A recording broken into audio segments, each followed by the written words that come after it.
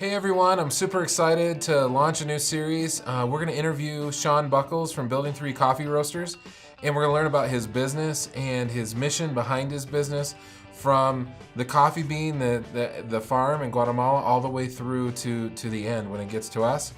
And I'm super stoked and pumped to interview him and find out more about what he's up to in Colorado Springs. Hey DCC, it's super exciting and I'm totally pumped and excited. I've got Sean Buckles from Building 3 Coffee Roasters with me today, and I'm super excited because he's got a great story. He's got a great business, and it's all missional, and it actually ties right into one of our ministry partners, and so we're going to talk about that a little bit today. But Sean, first of all, why don't you just start with how did you get out of the Army and then get into this thing, Building 3 Roasters? Yeah. A lot of rough knees, praying, and kind of in tears through the process. But I did 12 years active duty, so it was not an easy decision. The military was all I knew. It was what I was really good at. I loved it. I remember my wife one night looking at me saying, "Hey, we should get out of the service," and I was genuinely upset that she said that, because that was my career. That was what I knew. That was my retirement plan. I had 8 years left, and I could have done it. But through prayer, honestly, God had a different plan, and I think just listening to that and being open to that is what took us one step at a time through the journey of finally coming up with, okay, we'll get out of the service. And the next step was, what the heck do we do now? We won't have a job. I had, at the time, I still have 3 kids. Now they're 10, 8, and 5. Nice. And so I'm thinking, I make pretty good money with great benefits in the military. And so what am I going to do to replace that? And naturally, we went down the road of border patrol or other similar types of jobs, but I felt like I would have been gone just as much. And so, I don't know, I felt like God had a bigger purpose for us. It had to be more impactful, and it had to be more meaningful. And that was the call that my wife and I had on our hearts, was to do something more than just for ourselves or for our own career or for our own family. And it had to be bigger, more communal, I guess, more missionally impactful.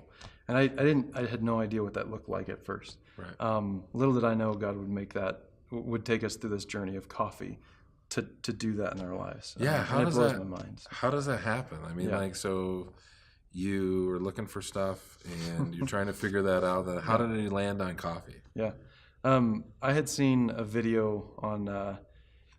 I had been getting into coffee for a while I was still active duty. Traveling a lot, I got to experience a lot of coffee in different cultures. Never would have thought I would pursue it as a business. I was not a businessman, still kind of not, still figuring it out. But just through pursuing better quality coffees, just personally, I had discovered a couple of local roasters in California. They were only about 3 hours away from where we were stationed at the time. And I had seen a video, and it really touched my heart. And they just shared kind of their humble heart behind coffee and how it creates community naturally, and how it's kind of an open door for anybody, no matter what walk of life you are. And they were not a missional business, but that was the view that I had on it.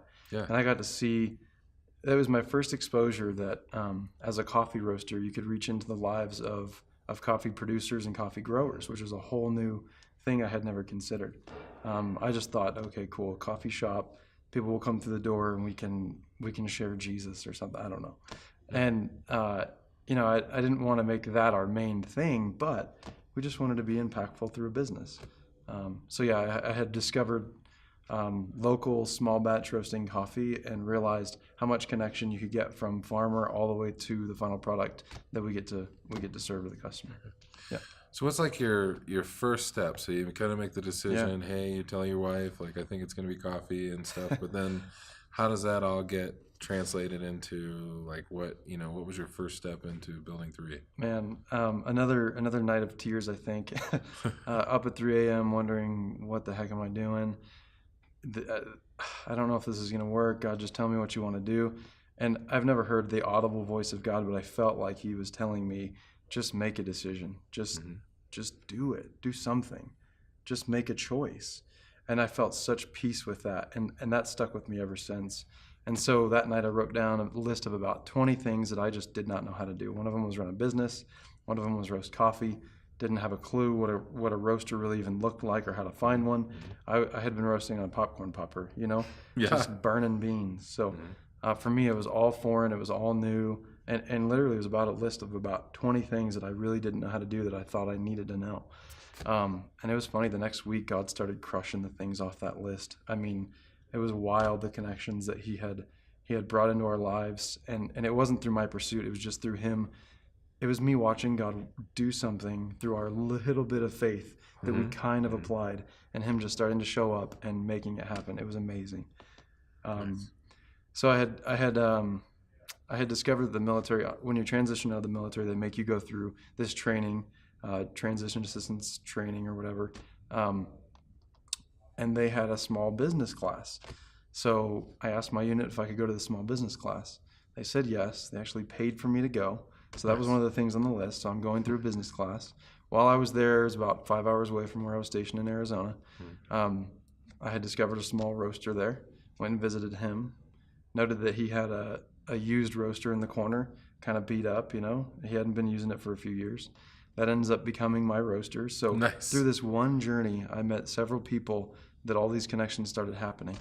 And then the video I had told you about, the first video I'd seen, I reached out to them thinking these guys are a big brand. They're never going to reach back out to me. The next day I got an email and a phone call from the owner and an invite to come out and learn roasting and ask any questions I wanted. That all happened within a week. And so from there, the journey started. I saw God show up in a way that I needed him to show up. It's funny just how well God knows us. He seems to know right what we need right when we need it. And that was kind of the start of the journey. So I bought the roaster, came home, and rebuilt it, had it all repainted and all that, and started in a little town with nothing but farmers and retirees trying to sell coffee beans, overpriced coffee, great quality but overpriced coffee to retirees and farmers, and it worked. God made it work. It was great. Yeah.